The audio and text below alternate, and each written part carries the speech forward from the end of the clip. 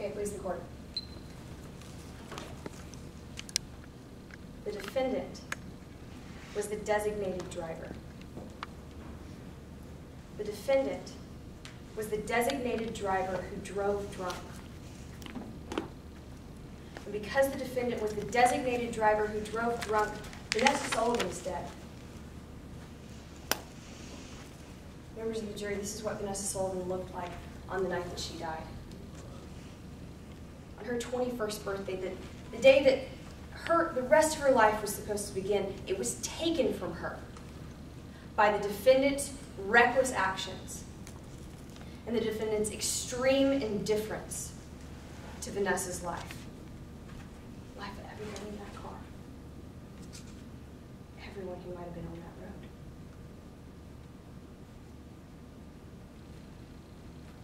You heard today Vanessa was a beautiful person, inside and out. On her 21st birthday, she wants to celebrate with some of her really good friends, some of her best friends. She goes to the local bar in her hometown. She meets the defendant, the person who had promised her that she would be the designated driver. But members of the jury, as the night goes on, Vanessa realizes something isn't right, because her designated driver is getting drunk. She's spilling her drinks. She's slurring her words. She's stumbling around the bar. She's picking up the band's guitar and playing it. Being dragged off the stage by a bouncer. Reeks of alcohol. But the defendant still promises, "I'm fine to drive." Fortunately, Vanessa believed that the defendant kept her promise. She refused a cab. She didn't call anyone. She took a dangerous road, a road she knew was dangerous. Members of the jury, what did she do when she was on that road? The defendant's on that road and she's speeding. She's going 15 miles an hour over the speed limit. But she wouldn't know that because she didn't care. She didn't even look at the speedometer. It was fine because she had a radar detector. If there was a police officer, she'd know when to slow down. Nothing could stop the defendant that night, except for the tree and the telephone pole that killed Vanessa Sullivan. Because of the defendant, Vanessa's parents, they lost their only daughter. They got that phone call that every parent fears. That's why we're here today. We came here today to prove to you beyond a reasonable doubt that the defendant is guilty of driving under the influence and of murder. We had to prove that to you beyond a reasonable doubt. Now, that doesn't mean beyond all doubt. We know when you go back there to deliberate, you're going to have some questions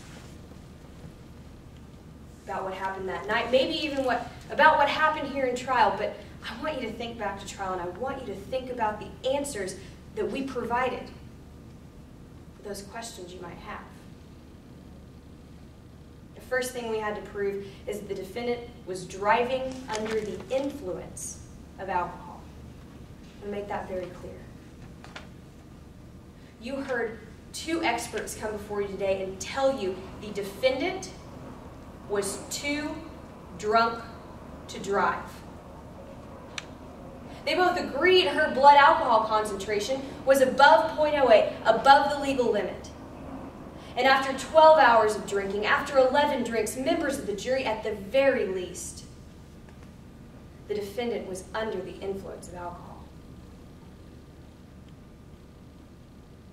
The next thing we had to prove to you is that the defendant's guilty of murder. There's two things that make this murder different from the kind of murder that you've heard about before, the kind of murder where you need intent. In this case, we can prove murder if we prove the defendant was extremely reckless and showed an extreme indifference to human life. The judge, she's going to tell you what reckless means. Reckless means the defendant took substantial and unjustifiable risks that a law-abiding person wouldn't take. Now, a law-abiding person, that's those of us for who the law still means something. Those of us who respect the law that you've been brought here to uphold. Members of the jury, the defendant wasn't just a little drunk. She was falling down, spilling her drink, playing the band's guitar, couldn't walk, couldn't talk, drunk, and she decided to get in a car. And what justification did she give?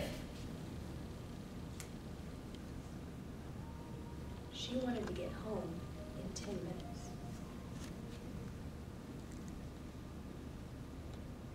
We also had to prove to you that the defendant had an extreme indifference to human life. Now, the defendant wants you to believe that she cared. She didn't want to hurt anybody, but members of the jury, what the defendant said, that doesn't matter. What she did, that's what mattered. And she didn't just drink, she didn't just drive, she did it on a dark, rainy night, on a curvy road, lined with trees, one she knew was dangerous. And she sped purposefully.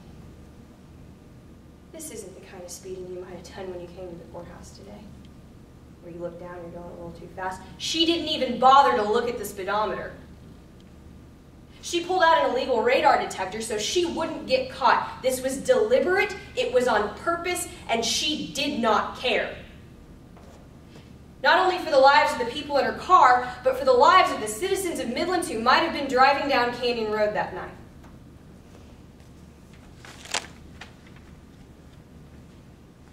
Members of the jury, because of the defendant, Vanessa's family and her friends, they don't get to celebrate her birthday anymore. Instead, they have to go put flowers on a cross on Canyon Road. Because the defendant was supposed to be the designated driver. And the defendant chose to drive drunk. Because the defendant drove drunk, we ask you to find her guilty.